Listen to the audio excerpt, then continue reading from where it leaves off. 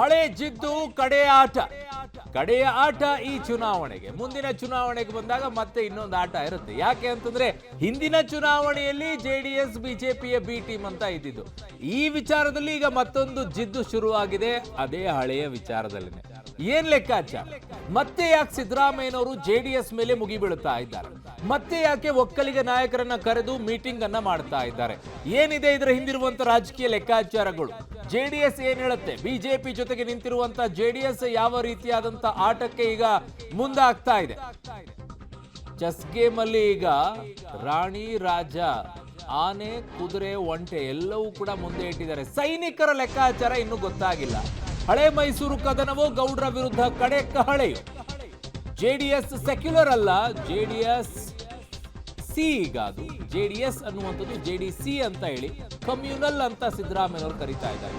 ಲೋಕಸಭೆಯ ಕದನ ಕಾವು ಜೋರಾಗ್ತಾ ಇದೆ. ಹಳೆ ಮೈಸೂರು ಕಣ ಈಗ ರಣ ಅಂತಿದೆ. ಗೌಡ್ರ ಕುಟುಂಬದ ವಿರುದ್ಧ ಸಿದ್ದರಾಮಯ್ಯನವರು ಮತ್ತೆ ತೊಡೆ ತಟ್ಟಿದ್ದಾರೆ. ವಿಧಾನಸಭೆಯ ಬಳಿಕ ಲೋಕಸಮರದಲ್ಲೂ ಕೂಡ ನೀವ ಅನ್ನುವಂಥ ಕದನಕ್ಕೆ ಬಂದಿಟ್ಟಿದ್ದಾರೆ. ಸೊ ಹಿಂದೆಯೂ ಕೂಡ ಸಿದ್ದರಾಮಯ್ಯನವರು ಇದೇ ರೀತಿಯಾಗಿ ಜೆಡಿಎಸ್ ನ ಬಿಜೆಪಿಯ ಬಿ ಟೀಮ್ ಅಂತ ಇದ್ರು. ಆಮೇಲೆ ಹೋಗಿ ಸರ್ಕಾರವನ್ನ ರಚನೆ ಮಾಡಿದ್ರು. ಅವ್ರ ಜೊತೆಗೇನೆ ದೇವೇಗೌಡರ ಮನೆಗೆ ಹೋಗಿ ನಿಂತ್ಕೊಂಡ್ರು. ಅಪ್ಪ ಮಕ್ಕಳ ಪಕ್ಷ ಅಂತ ಕರಿತಾ ಇದ್ದಂಥವ್ರು ಅಲ್ಲಿಗೆ ಹೋಗಿ ನಿಂತ್ಕೊಂಡು ಅವ್ರ ಜೊತೆಗೆ ಸರ್ಕಾರ ರಚನೆ ಮಾಡ್ಕೊಂಡು ಕೂತ್ಕೊಳ್ಳುವಂತ ಪರಿಸ್ಥಿತಿಗೆ ಬಂದಿತ್ತು. ಈಗ ಮತ್ತೆ ಅದೇ ಜೆಡಿಎಸ್ ಮೇಲೆ ಹರಿಹಾಯ್ತಾ ಇರೋದು ಯಾಕೆ ಗೊತ್ತಿಲ್ಲ. ಯಾವ ರಾಜಕೀಯ ಸ್ಟ್ರಾಟಜಿ ಇದೆ ಅಂತೇಳಿ. ಹಳೆ ಮೈಸೂರಿನ 4 ಕ್ಷೇತ್ರಗಳು ಜೆಡಿಎಸ್ ನ ಟಾರ್ಗೆಟ್. ಅದರಲ್ಲೂ HD ಕುಮಾರಸ್ವಾಮಿ ನಿಂತರೆ ಪರ್ಫೆಕ್ಟ್ ಫೈಟ್ ಅಂತ ಲೆಕ್ಕಾಚಾರಗಳು ಇದೆ. ಈ ಸಲ ಜೆಡಿಎಸ್ ಕೆಡವಿದ್ರೆ ಹಳೆ ಜಿದ್ದು ಚುಕ್ತ ಅನ್ನುವಂತ ಲೆಕ್ಕಾಚಾರದಲ್ಲಿ ಸಿದ್ದರಾಮಯ್ಯ ಮತ್ತು ಅವರ ಟೀಮ್ ಇದ್ದಂಗಿದೆ. ಮಂಡ್ಯ, ಹಾಸನ, ಬೆಂಗಳೂರು ಗ್ರಾಮಾಂತರ, ತುಮಕೂರಲ್ಲಿ ಕಾಂಗ್ರೆಸ್ಗೆ ಗೆಲ್ಲೋ ಹಠ ಜಾಸ್ತಿ. ಹಾಗಾಗಿ ಸಿದ್ದರಾಮಯ್ಯನವರ ತಂತ್ರ ಸಕ್ಸಸ್ ಆಗುತ್ತಾ? ಕುಮಾರಸ್ವಾಮಿ ಅವ್ರನ್ನ ಕಟ್ಟಿ ಹಾಕೋದು ಅಷ್ಟು ಸುಲಭನ?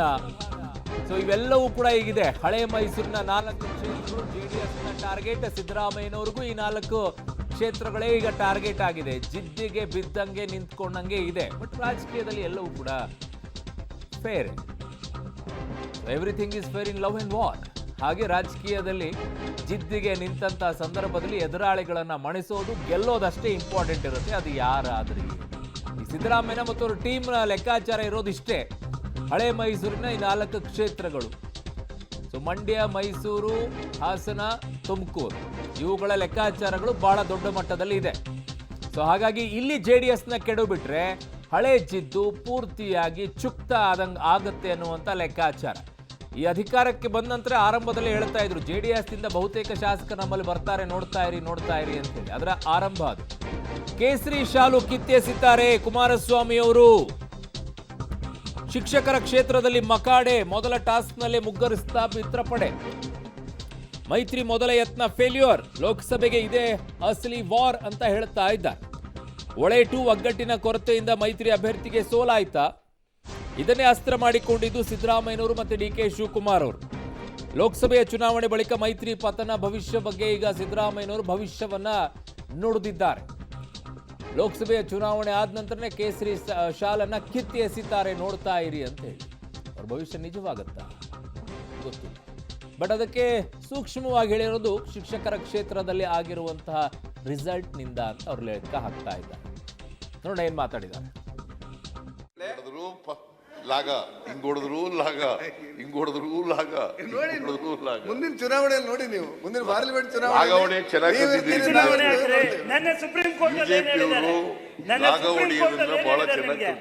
ನಾವೇನೋ ಇರ್ಬೋದು ಸರ್, ಅಭಿನಯದಲ್ಲಿ ನಿಮ್ಮಷ್ಟಲ್ಲ.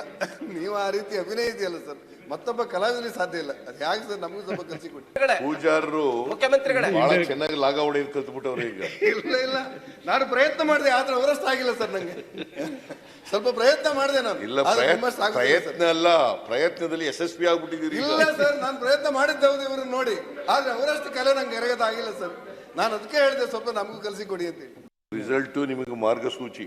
ಆ ಪುಟ್ಟಣ್ಣವರ ರಿಸಲ್ಟ್ ಇದೆಯಲ್ಲ, ಈ ಚುನಾವಣೆ ರಿಸಲ್ಟ್ ಇದೆಯಲ್ಲ, ಅದೇ ಮುಂದಿನ ಚುನಾವಣೆಗೆ ಮಾರ್ಗಸೂಚಿ ಅಂತ ಹೇಳಿದ್ರು. ಈಗ ಅವ್ರು ಗೆದ್ದಿದ್ದಾರೆ, ಇದೇ ಮಾರ್ಗಸೂಚಿ. JDS ಅಲ್ಲ, JDS ಅಲ್ಲ, ಸೆಕ್ಯುಲರ್. ಈಗ ನೀವೇನ್ ಇಟ್ಕೋಬೇಕು ಅಂದ್ರೆ JDC. ಈಗ JDC ಸಭಾಪತಿ ಅವರೇ, ನಾನು ಶೂದ್ರ, ನೀವು ಶೂದ್ರರು. ಹೌದು. ರವಿಕುಮಾರ್ನು ಶೂದ್ರ. ಹೌದು. ನಿಮ್ಗೆ ಯಾಕ್ರಿ ಇವೆಲ್ಲ? BJP ದಳದವ್ರಿಗೆ ಏನು ಕೆಲಸ ಇಲ್ಲ. ಅವ್ರೇನಾದ್ರು ಮೊಸರು ಕಲ್ಲಿಡಬೇಕು ಅಂತ ಅವ್ರೇನು ರಾಜಕಾರಣಕ್ಕೋಸ್ಕರ ಪಾಪ ಅವ್ರು ಮಾಡ್ತಾ ಇದ್ದಾರೆ. ಅವ್ರು BJP ಅವ್ರದ್ದು ಮಾಮೂಲಿ ಬಿಡಿ, ಅವರು ಅಶಾಂತಿ ಮೂಡಿಸೋವಂಥದ್ದು ಇದೇ ಕೆಲಸ ಅವ್ರಿಗೆ ಜನತಾ ದಳದವ್ರಿಗೆ ಇನ್ನೇನು ಬೇರೆ ಕೆಲಸ ಇಲ್ಲ. ಬರೀ ಕಮ್ಯುನಲ್ ಇಶ್ಯೂಸ್ನ ತೆಗೆದುಕೊಂಡು ಅಲ್ಲಿ ಪಾಪ MLA ಮೈನಾರಿಟಿ, ಅವನು ಯಾರೋ ಪೊಲೀಸ್ ಆಫೀಸರ್ ಮೈನಾರಿಟೀಸ್ ಕಂಡ್ರೆ ಅವ್ರಿಗೆ ಆಗೋದೇ ಇಲ್ಲ. ಅವ್ರಿಗೆ ನಾವು ಚುನಾವಣೆ ಮುಗಿದ ಮೇಲೆ ಚುನಾವಣೆ ನೆಕ್ಸ್ಟ್ ಡೇಯಿಂದನೇ ಎಲೆಕ್ಷನ್ ಮಾಡ್ತೀವಿ. ನಾವು ಕಟ್ ಹಾಕಬೇಕು ಅಂತೇಳಿ ಸಾಕಷ್ಟು ಮೈತ್ರಿ ನಾಯಕರು ಹೋರಾಡ್ತಾರೆ ಅಂತದ್ದು ಕಟ್ ಹಾಕಿದ್ರಲ್ಲ, ಪುಟ್ಟಣ್ಣನ ಕಟ್ ಹಾಕಬೇಕು ಅಂತ ಇಬ್ಬರು ಸೇರಿದ್ರಲ್ಲ, ಹಂಗೆ 5 ಕಟ್ ಹಾಕಿದ್ರು.